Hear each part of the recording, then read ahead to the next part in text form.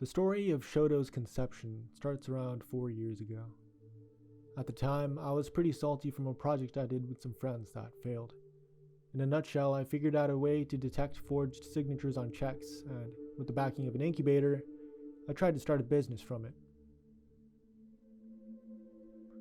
Virtual reality made for the perfect escape. The immersion of VR, the freedom that comes with an extra dimension of interactivity was mesmerizing. When I didn't have the headset on though, I would sink myself into the worlds of Mob Psycho, Full Metal Alchemist, Fairy Tail, and the like.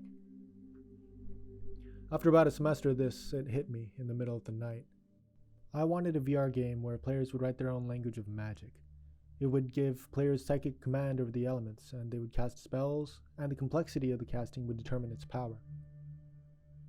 That way, players would be only limited by themselves, and their in-game powers would grow as they do, as if truly learning magic. I was like, shit, I could do this. I thought my vision of the game was strong enough to go all in. With the symbol recognition system working from my last project, within a week I had a prototype. Within a month, I had enough for some concept art, and by the end of the semester I had a Kickstarter page up with some game footage.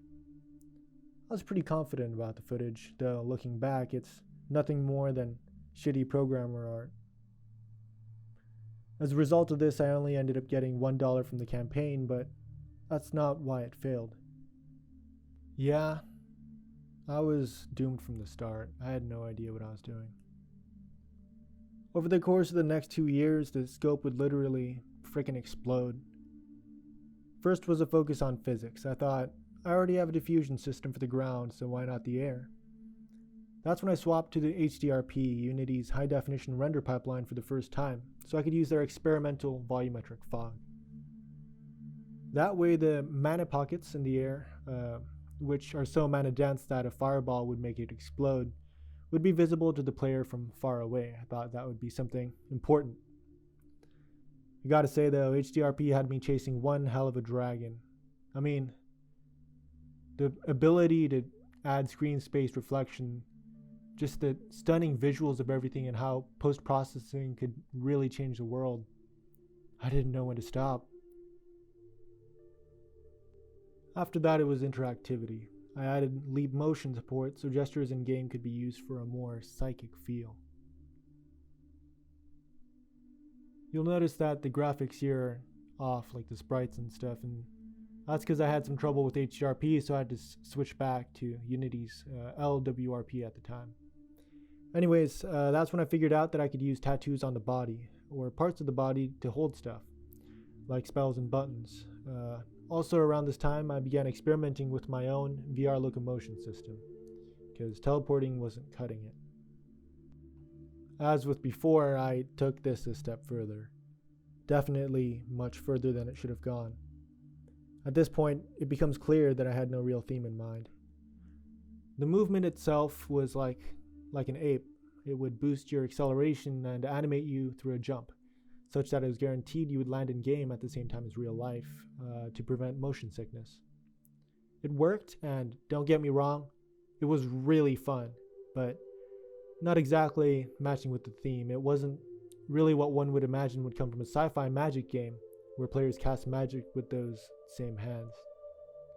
Now, what's funny is, I realized that if I'm using leap motion based tracking, I can't cast spells unless I'm looking at my hands. Plus the resolution of the tracking was pretty bad and I wasn't able to cast quickly. I ended up just remapping the controls to the standard Vive ones, which is what happened here with the snappy movements. And honestly, looking back, it was a huge time sink. So, I ran back into the physics rabbit hole. I knew there was a physics problem in my game because at the time, it was incredibly hard for me to prevent the stage from completely lighting on fire, or hitting 0 Kelvin because the air was letting all the energy escape. So I reworked it. I used a cellular automata-based approach, and it worked, and it looked pretty cool. But I wanted more. I wanted wind, I wanted turbulence. I was pretty sure I could do it too, but my results were inconclusive at best. I mean, it looked cool, and honestly, that was my main source of motivation at this point. It wasn't taking the next steps to make my game a real thing that real people play. It was just exploring this newfound power I had, that I held in creating beautiful worlds with this new passion of mine. By that time, I also had a fully functional organ system. It started out as more of a customizable version of crits and FPS games, like headshots and stuff, but it evolved into controlling the player's mana, body temperature, healing, and available energy for combat. Based on how you designed your body, you would have, like 3 or 4 boosts in your jetpack. Your jetpack would be able to keep you hovered or allow you to fly. Your gun would charge much faster. This was, again, really fun and cool to me, but it went from becoming a unique way that players can build their character to the difficulty of designing an organism, organ by organ. I would set the base heart rate, the energy consumption rate per organ, blood flow of each organ from and to the others, the list goes on and on. The system had so many parameters, which interacted with each other in such a chaotic way, that setting up an organ system that wouldn't consume itself, run out of energy and die, or overheat and explode, it was incredibly difficult. After that was more of going back and forth between things like networking, physics, and graphics. And here what you see is the multiplayer footage on the PC, because I kept swapping between VR and PC, because depending on, my friend that I was testing with, he didn't have a VR system, so I had to transfer everything over to a PC controllable version. But then when I got tired of networking, I'd switch it back to VR so I could experience the world myself.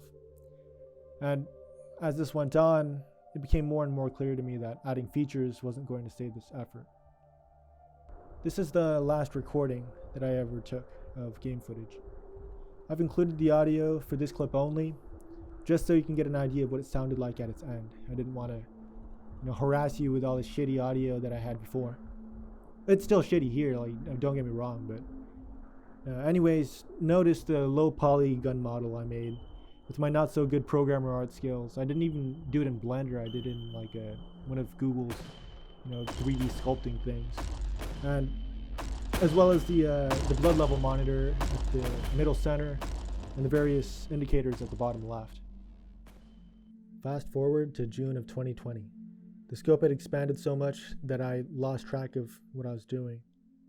The art was all over the place because I never chose an art style I wanted to go with. There really was no theme. It was an extremely complicated, quote-unquote, highly customizable battle arena that even I struggled to master. I was lost. I had reached my breaking point, so I took a vacation from Phy Psy. I gave myself a month to make a simple VR game with a fixed theme, using the current symbol recognition system and the same concept, just without all that crazy nonsense. And this departure, it marked the first of Shuji and now Shodō. It would be a minimalist VR combat game focused on players mastering the martial art of their design in a world of mind over matter reimagined. Which brings us to today. Thanks for watching, and check out the first devlog if you haven't seen it yet, for a glimpse of where the game is now. Bye.